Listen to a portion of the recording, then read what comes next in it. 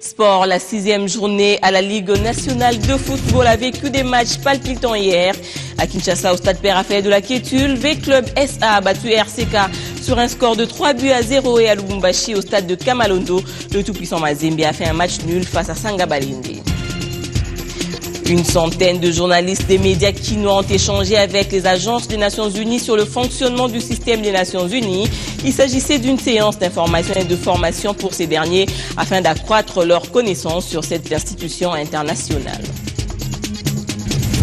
Le siège du président de la Commission électorale nationale indépendante ne sera plus vide. La société civile composante confession religieuse vient de désigner le successeur de l'abbé Apollinaire Malou, Corneille Nanga, occupe jusque-là le poste de secrétaire exécutif adjoint de la CENI. Après une semaine et demie de tractation et d'analyse, les confessions religieuses viennent de désigner l'homme qui pourra remplacer l'abbé Apollinaire Malou à la tête de la Commission électorale nationale indépendante. Corneille Nanga, actuel secrétaire exécutif de cette institution d'appui à la démocratie, est un laïc protestant qui était candidat proposé de l'Église du Christ au Congo au poste du président de la CENI. Les confessions religieuses vont remettre cet après-midi le procès verbal qui a sanctionné la fin de leur discussion au bureau du président de l'Assemblée nationale qui doit entériner leur choix.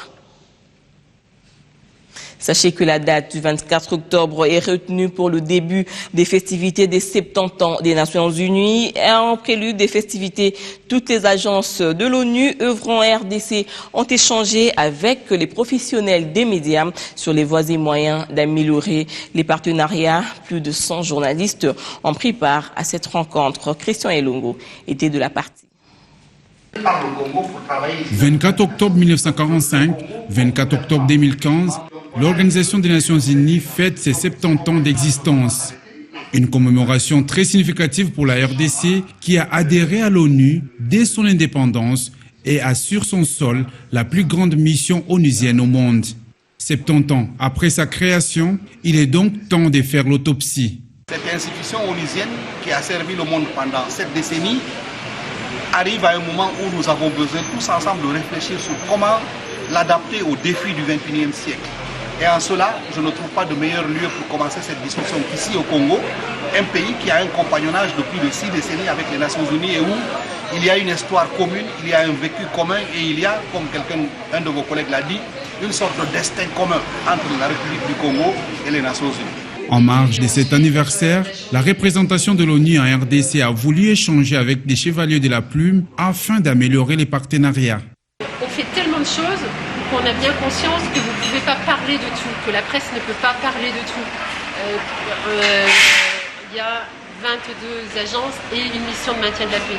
Donc évidemment, on ne peut pas parler de tout. Mais c'est peut-être avoir une vision plus globale, s'intéresser peut-être plus aux crises humanitaires, s'intéresser une fois encore au développement, s'intéresser aux hommes.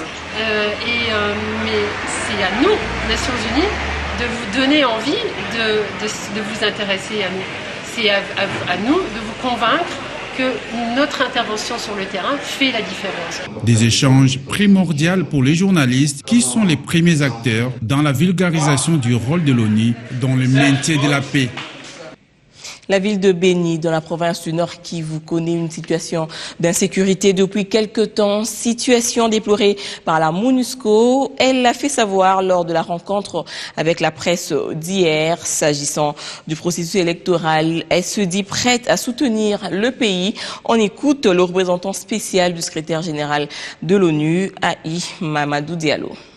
Tous les amis du Congo, y inclus les Nations Unies, devraient être auprès des Congolaises et des Congolais et auprès du gouvernement pour apporter tout appui nécessaire, logistique, matériel, humain, de conseil et d'accompagnement pour permettre aux Congolaises et aux Congolais d'aller vers le processus électoral dans la sérénité, dans la cohésion nationale et dans l'unité.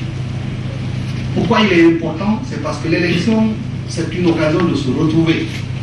Les Congolaises et les Congolais sont libres d'avoir des opinions politiques et de pouvoir les exprimer normalement.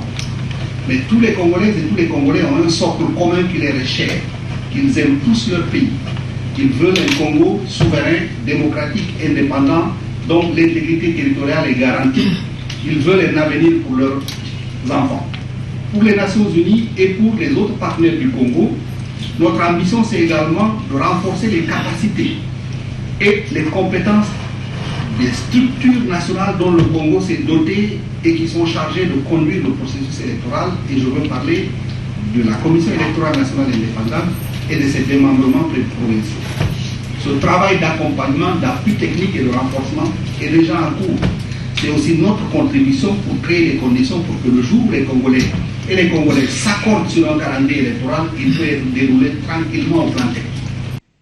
La salle des spectacles du Palais du Peuple abrite depuis hier le 3e congrès ordinaire de la Fédération africaine des associations et unions des jeunes avocats, une structure qui regroupe les jeunes avocats venus de plusieurs pays d'Afrique. La rencontre devra permettre aux participants de réfléchir sur de nombreux thèmes, dont celui de la protection de l'investissement du droit au ADA.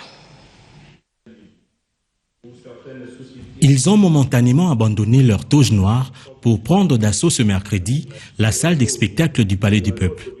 Les jeunes avocats réunis au sein de la Fédération africaine des associations et unions des jeunes avocats sont en congrès ordinaire, le 3e du genre, après celui organisé en 2013 à Abidjan, en Côte d'Ivoire. Des assises qui se déroulent sous la bénédiction du président de l'Assemblée nationale, représenté à la cérémonie d'ouverture par le rapporteur.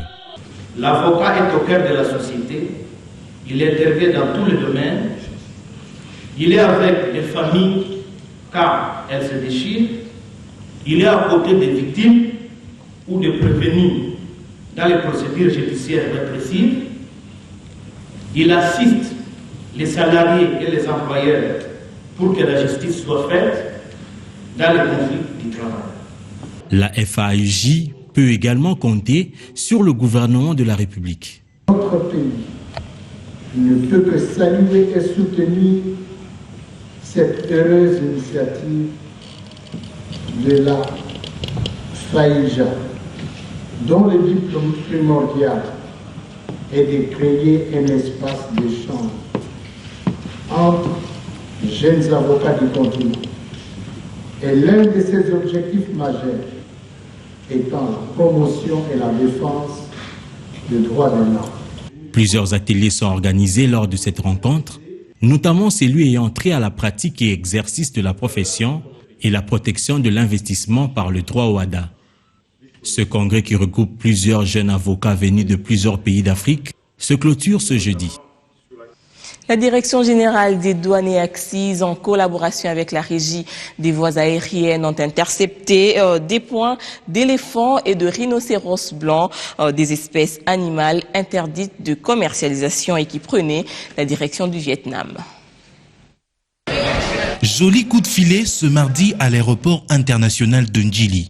La DGDA a saisi un colis de défense d'éléphants et de points de rhinocéros blancs en partance pour le Vietnam.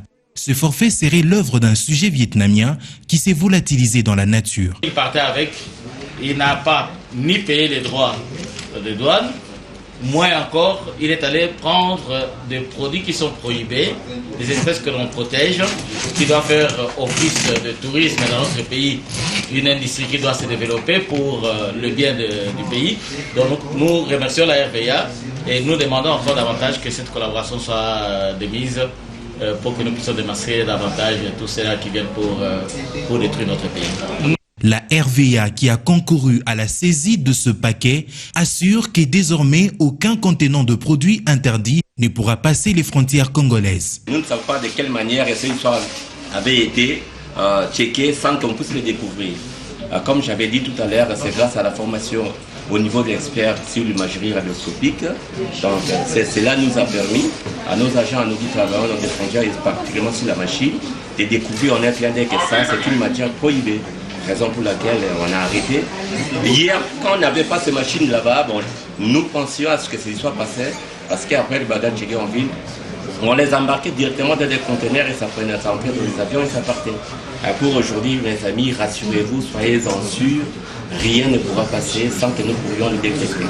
Entre-temps, les recherches continuent pour traquer le propriétaire de ce colis et ses complices. En infrastructure, le ministre Fridolin Kaswechi inspecte de nombreux chantiers dans l'ex-Katanga. Objectif, évaluer l'état d'avancement des travaux lancés il y a peu. Reportage. Première étape de cette inspection des chantiers initiés récemment dans l'ex-province du Katanga, la visite de l'élargissement de la route nationale numéro 1, tronçon Kasumbalesa-Lubumbashi. Ici avaient été lancés il y a quelques semaines les travaux d'élargissement des deux bouts de cette route par le chef de l'État, qui tient à une bonne circulation des gros tonnages à l'entrée de Lubumbashi, capitale du Haut-Katanga, et à la sortie de Kasumbalesa, ville frontalière de la même nouvelle province qui fait face à la Zambie voisine de la RDC. Un choix de déviation pour ramener les poids lourds qui fréquentent cette route jusque sur la route Lubumbashi-Likasi a également été inspecté par le ministre en charge des travaux publics Fridolin Kaswechi Musoka, qui est chargé de la mise en œuvre de ce projet. La déviation faite en terre a été suffisamment élargie pour le croisement des deux camions de grand tonnage. À la sortie de la route Likasi, Fridolin Kaswechi a insisté auprès des préposés à la surveillance du tonnage des camions remorques pour que ces derniers veillent comme il le faut au grain. Ces camions, deux fois surchargés, sont la cause de la dégradation précoce des routes nouvellement construites. Fridolin Kaswechi est accompagné dans cette mission de son directeur de cabinet adjoint, du directeur général de l'Agence congolaise des grands travaux et de toutes les structures qui s'occupent de routes dans l'ex-province du Katanga. À Goma, dans le Nord Kivu, la police s'en va en guerre contre les détenteurs illégaux d'armes. Son nouveau commandant urbain, le colonel Blaise Dimundu, qui déplore l'insécurité grandissante, a lancé un ultimatum aux semeurs de troubles. Il est au micro de Patrick Sialoura. Il n'y a pas longtemps qu'on vient d'être placé au commandement du commissariat urbain de Karissimbi. Effectivement, comme vous le dites là, depuis un certain moment, la sécurité bat son plein dans cette juridiction. Mais dans un premier temps, nous allons traquer ces voyous, ces inciviques qui insécurisent la petite population. Donc ces bandits à main armée, c'est les traquer et par rapport aussi mener des opérations de traque aussi des maisons de tolérance. Et je pense que ces bandits, quand ils vont opérer, tout souvent ils préfèrent aller s'abriter dans des maisons de tolérance. Ils sont en train de tuer les gens. Ils utilisent les armes de guerre, les armes à feu pour tuer les gens, apaiser la population. C'est pas normal. Et nous, quand nous allons intervenir, ils s'attaquent aussi à nous. Et dans le cadre de la légitime défense, nous aussi nous allons nous défendre. Vous comprenez? Et je l'ai dit hier, les femmes deviendront des veuves, les enfants des orphelins. Puisque nous allons tout faire pour qu'ils quittent ici, s'ils ne veulent pas quitter ici.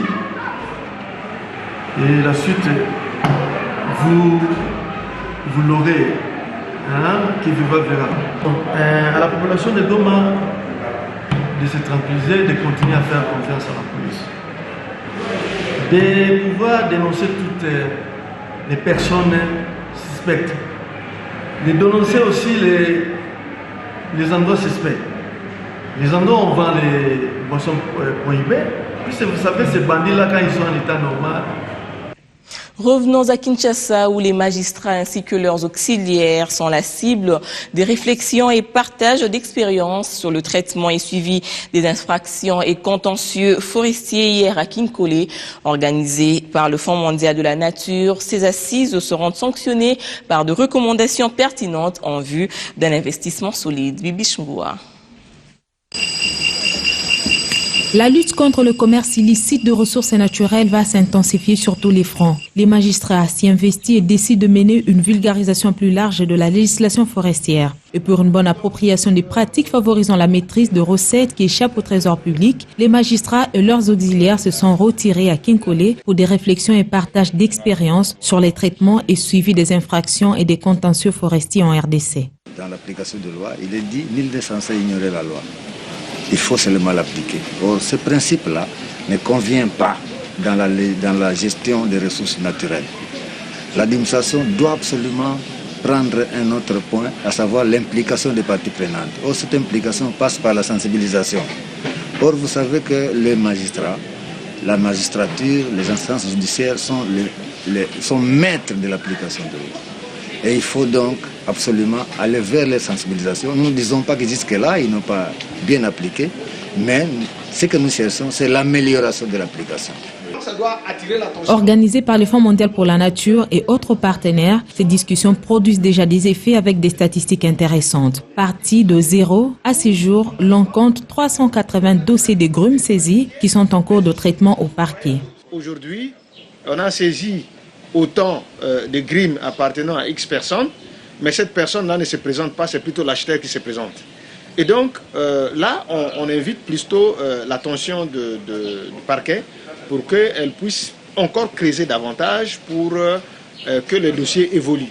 Et je suis convaincu que cet atelier n'est pas un atelier de plus, mais plutôt un atelier qui va dans le sens de permettre de rappeler aux autorités l'attention, de porter à leur attention sur des cas qui ont été constatés et d'autres cas à venir.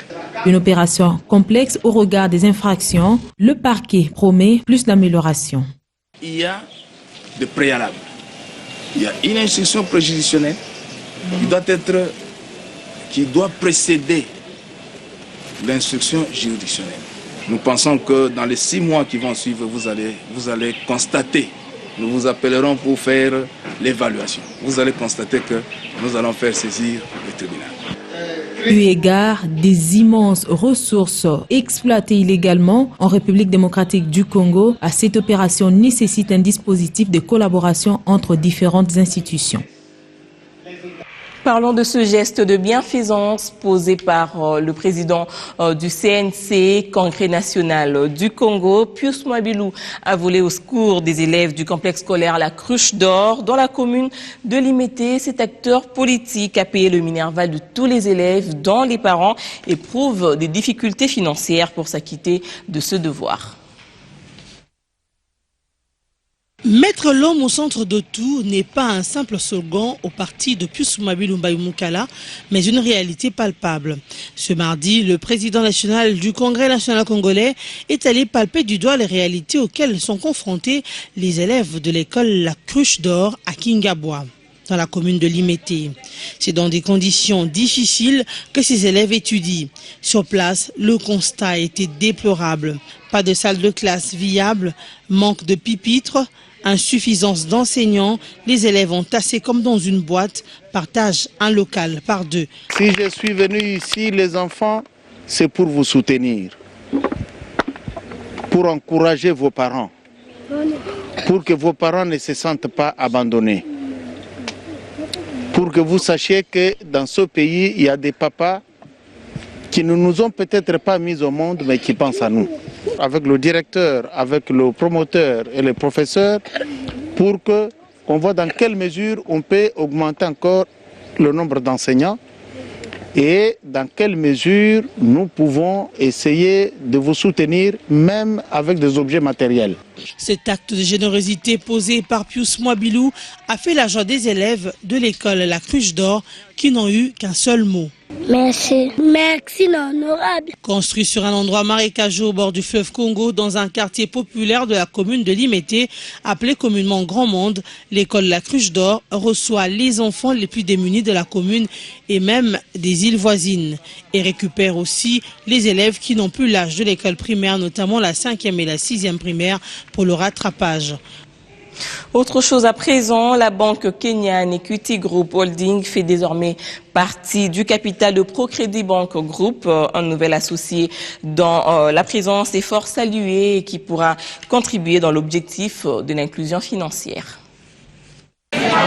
Les performances managériales de la Procrédit Bank durant ses 10 ans d'existence en RDC ont permis à ce géant allemand de réaliser des progrès significatifs dans le secteur bancaire congolais.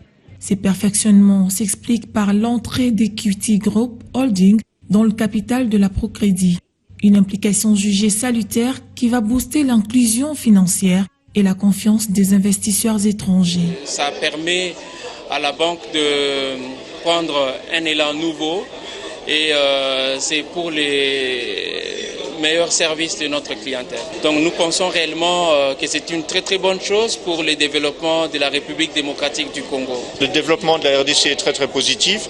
C'est un pays qui intéresse de plus en plus les investisseurs aussi. Et donc c'est dans ce contexte-là. Je crois qu'il y a aussi une certaine intégration économique qui se fait avec les pays d'Afrique de l'Est. Il faut voir notamment qu'il y a beaucoup plus de commerce avec les pays d'Afrique de l'Est. C'est aussi au sein de la zone économique COMESA que cela se passe. Cette ouverture qui contribue à l'émergence économique de la RDC séduit déjà d'autres partenaires. La Chambre des commerces américaine entend mener un plaidoyer pour le boom économique. Nous avons organisé ici pour encourager Procrédit, célébrer la nouvelle agence corporate sur le boulevard et aussi profiter de l'opportunité pour demander aux membres de la Chambre de commerce de venir épargner ou de transacter avec Procrédit. Il a pour objectif de favoriser l'arrivée des investisseurs américains sur le marché congolais et de favoriser sur le marché américain les investisseurs congolais. Et sachez qu'il y a beaucoup de Congolais qui investissent aux États-Unis. Cet appui d'Equity Holding Group rencontre déjà la préoccupation des Procrédit Bank qui dédie sa nouvelle agence aux grandes entreprises congolaises. Nous vous le disions en titre, l'INAFOOT, 6e journée, l'SV Club de Kinshasa vient de retrouver la confiance de son public après sa victoire sur RCK par 3-0. Une autre victoire en ouverture a vu la formation de MK dominer Shark 11 FC par 2-1. Akikwit Vutuka a tenu DCMP en échec 0-0. Sur le site Centre-Sud, le TP Mazemba a concédé un nul face à Sangabalende 1-1. Dambosco domine Lubumbashi Sport 3-0, Océan Pacifique Balupopo 3-2. Et voilà, c'est sur cette note de sport que nous mettons un terme à cette édition du journal. Merci de rester branchés au 341 sur le bouquet Canal 7.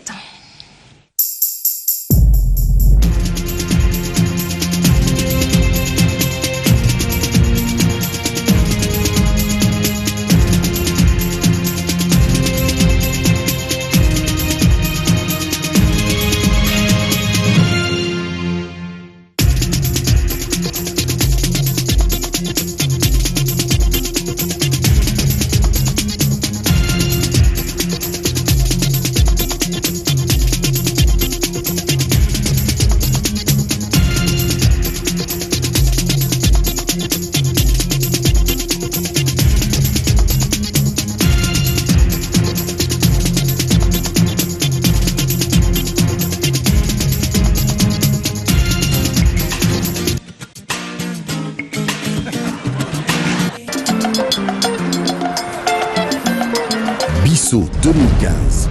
Biloko na Bisso. Ce soir sur B1. La République démocratique du Congo est le pays le moins électrifié au fait au regard des potentialités hydroélectriques et autres potentialités en termes d'énergie qu'elle présente. Comment vous expliquez ce paradoxe? En fait, il faut partir de l'histoire. C'est-à-dire que à l'époque coloniale, l'électrification visait tout simplement les activités de la colonie, c'est-à-dire les activités minières, par exemple au Katanga. C'est pourquoi vous trouvez au Katanga 4 centrales hydroélectriques, n'est-ce pas? Et les activités, n'est-ce pas, au niveau du Bas-Congo, c'est ainsi que vous trouvez par exemple la centrale de Zongo, qui est une centrale qui a été construite entre 55 et 59. En fait,